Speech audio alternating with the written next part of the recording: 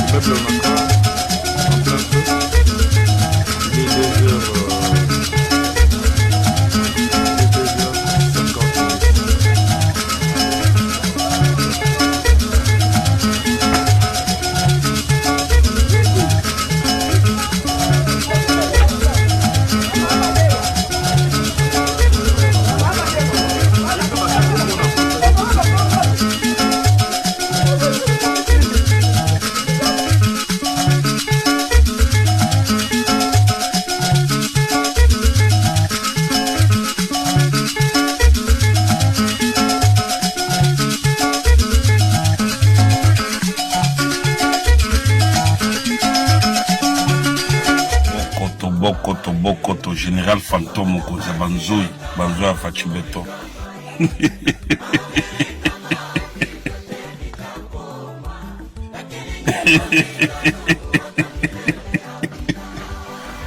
Bakampuku boleli nanu te bokolela bokomesana.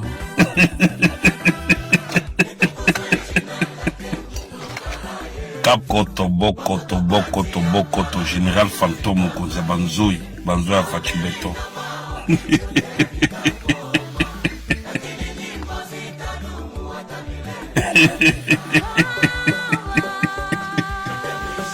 Bakampuku boleli nanu te bokolela bokomesana.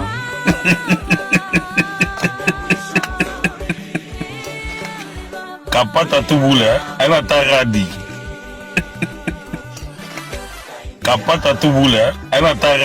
C'est au petit matin que la voiture de Chérubin Okende. Ils ont tué Chérubin, Babomi Chérubin, ôté la vie à l'honorable. Okende. Ils ont tué Chérubin, assassiné Chérubin, ôté la vie à l'honorable. Okende. Où est la démocratie? Liberté. Où serait l'état de droit qu'ils nous ont tant promis? On ne verra plus Chérubin.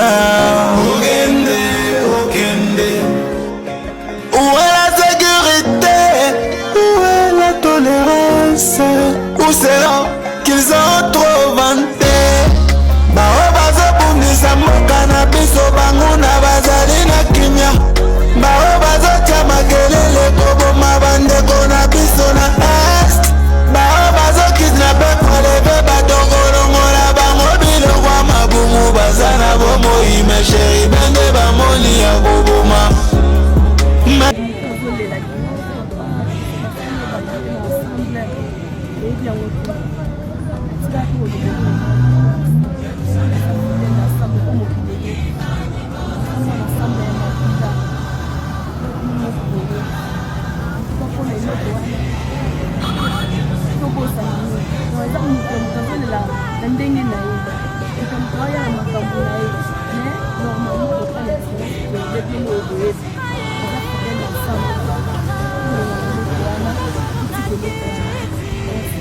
Poisson wana eza ya solo to eza lokuta.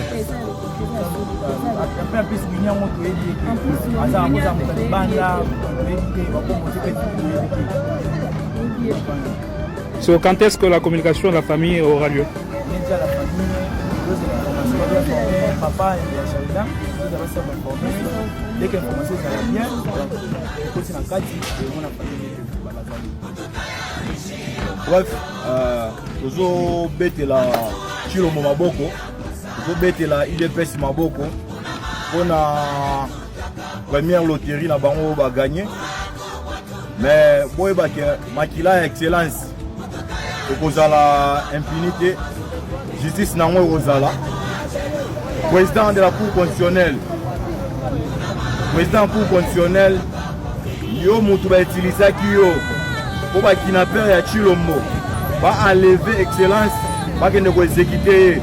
Boye ba ke il y a après mandat, après chaque pouvoir vie ezalara. Mais faut ba ke makila excellence, makila okende et ko ganga tina suka ba victime na on va kufuta. Merci.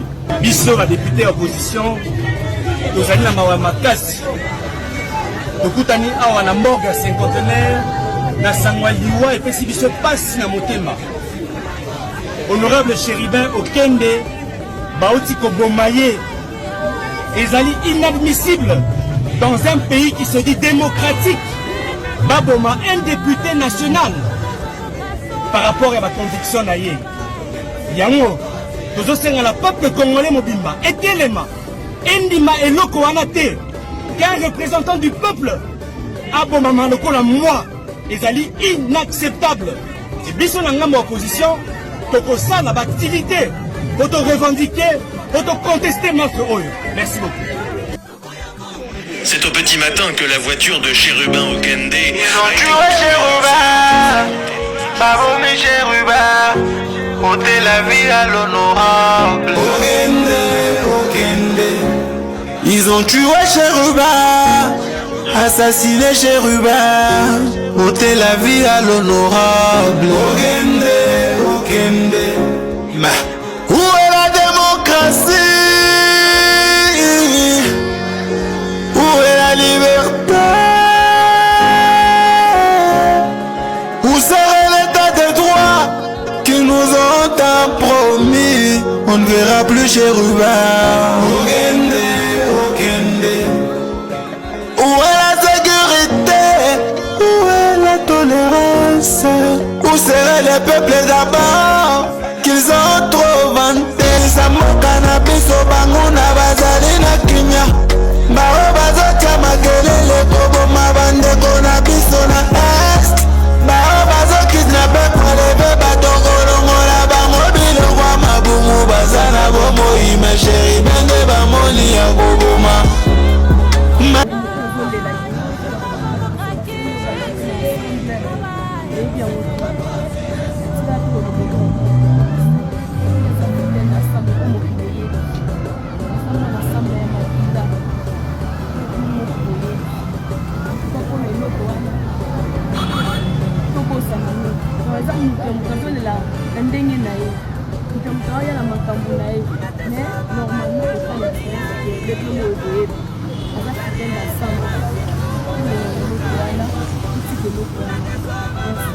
Poisson wana eza ya solo to eza lokuta.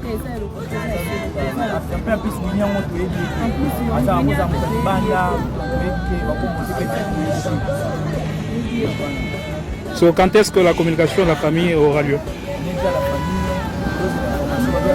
Papa et Charida, nous avons informé. Dès que l'information sera bien, on continue en 4 et on a bref, tozo betela Chilombo maboko, tozo betela IDPS maboko pour la première loterie na bango ba gagner.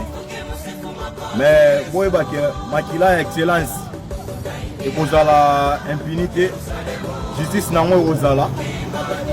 Président de la Cour constitutionnelle, yo mutu ba utiliser ki yo pour ba kidnapper ya Chilombo, ba enlever excellence, ba kende ko exécuter. Boye ba ke il y a après mandat, après chaque pouvoir vie ezalaka mais faut bake makila excellence makila okende ekoganga tina suka bavictime nango bakofuta. Merci. Bokoto général fantôme mokonzi banzoi ya faci beton.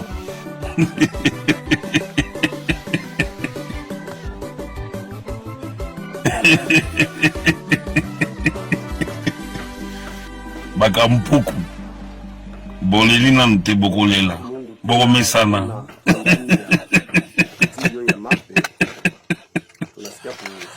Kakoto bokoto général fantôme mokonzi banzoi ya faci beton. Tunaleta shukrani sana kuona tumefikiria kwa nyimbo ni miaka mingi tumeitunga na tumeitunga bakampuku kila mara boleli nanu te bokolela bokomesana. kazi mwende siku moja kapata tubule ana taradi karama zote zitakoma, kazi zote zitakoma, na kapata tubule ana taradi biso ba député opposition kwamba siku moja tuimbe tena mbingu, tutasikia kushangilia sana. Huu composition ya ndugu anayekuwaongelea hapa, ndugu Libe. Mungu awabariki.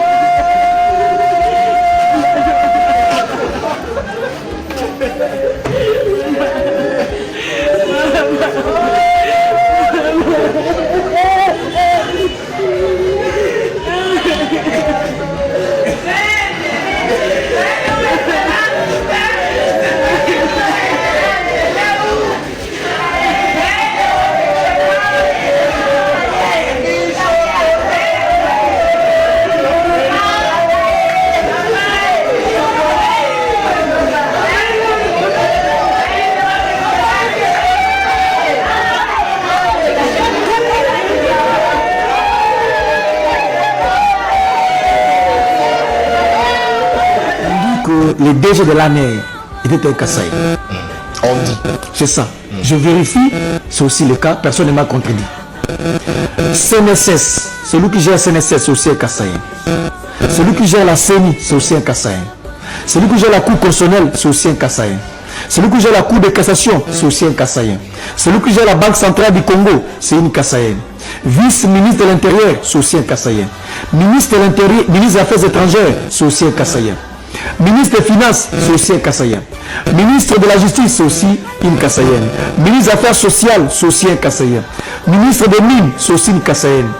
Ministre de la Communication et Médias, c'est aussi un Kassaïen. Ministre de la Santé, c'est aussi un Kassaïen. Ministre de l'EPST, c'est aussi un Kassaïen. Ministre de l'Urbanisme, c'est aussi un Kassaïen. Ministre de l'Agriculture, vous m'arrêtez pas, là vous m'arrêtez pas. Ministre de l'Agriculture, c'est aussi un Kassaïen. Ministre des Sports et voies de communication, c'est aussi un Kassaïen.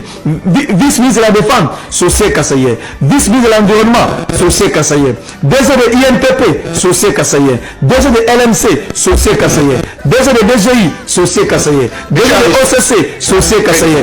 DG de DGRAN, c'est aussi un Kassaïen. DG de OGESFREM, c'est aussi un Kassaïen. DG de FPI, c'est aussi un Kassaïen. DG de ONATRA, c'est aussi un Kassaïen. DG de EVM, c'est aussi un Kassaïen. DG de CNSS, c'est aussi un Kassaïen. DG de l'entrepreneuriat, c'est aussi un Kassaïen. S'il vous plaît, la liste n'est pas exhaustive. Voilà. Ça qu'elle veut dire. Écoutez maintenant la suite. Quand vous faites une mise en place, tenez compte de la géopolitique.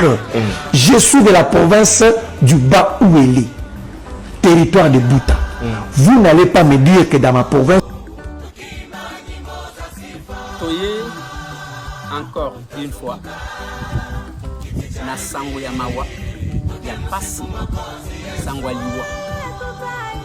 Mon grand frère, mon aîné, mon policier, cher Chéribin Okende Senga, qui était élu sur la même liste que moi dans le Congo à Kinshasa, Aouti Koza, la ministre des Transports et Voies de Communication, a été assassiné.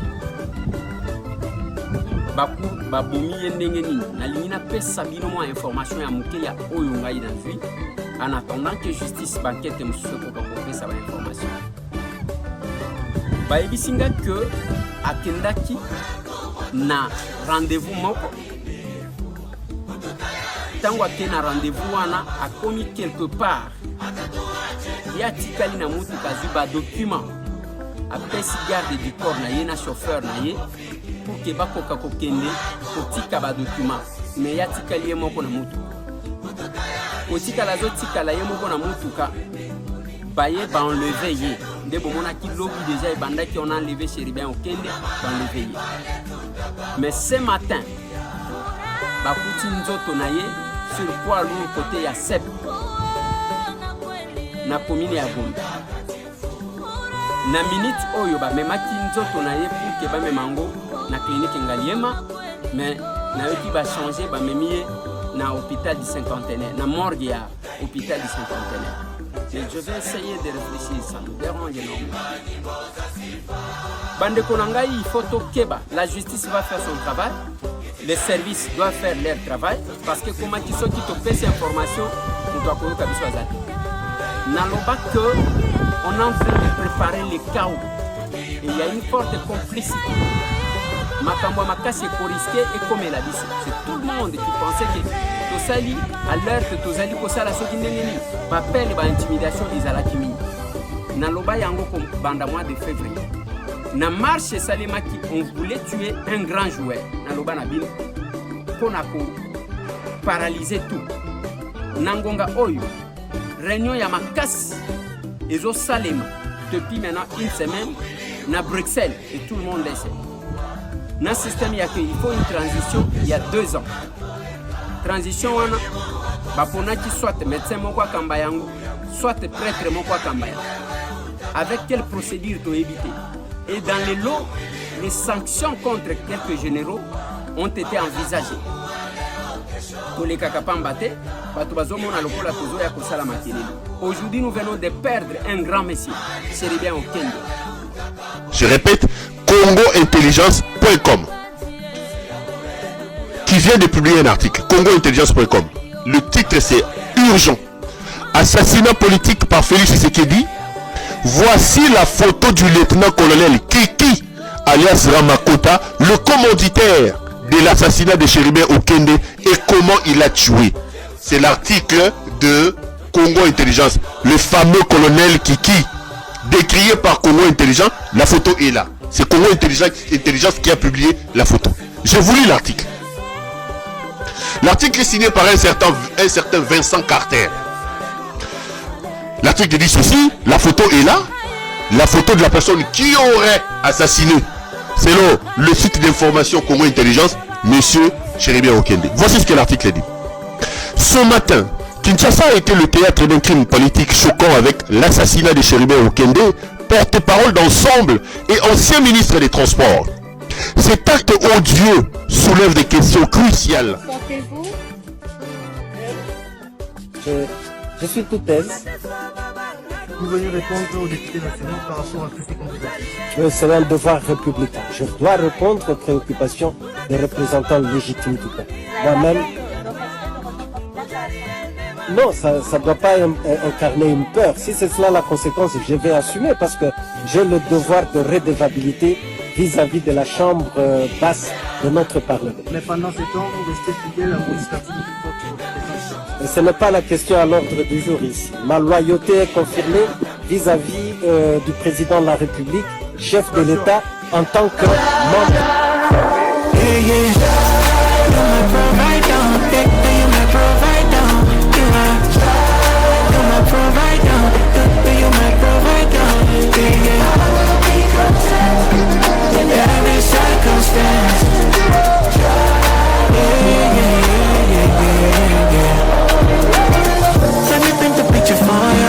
For God, His love He can't afford ya. The Philip was lavishly upon ya. He makes His love, He shines so bright upon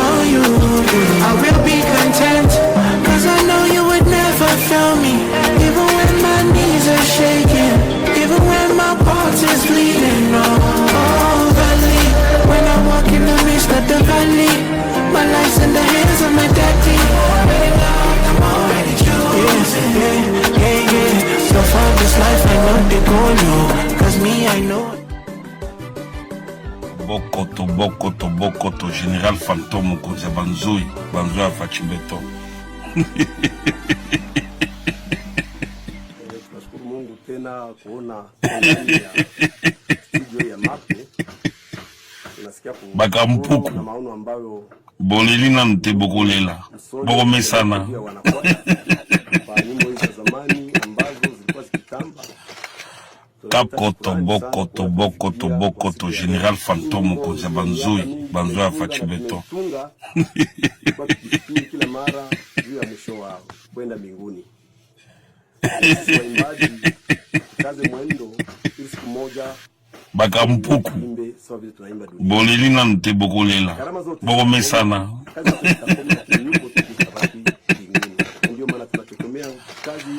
Kapata tubule aina taradi kapata tubule aina taradi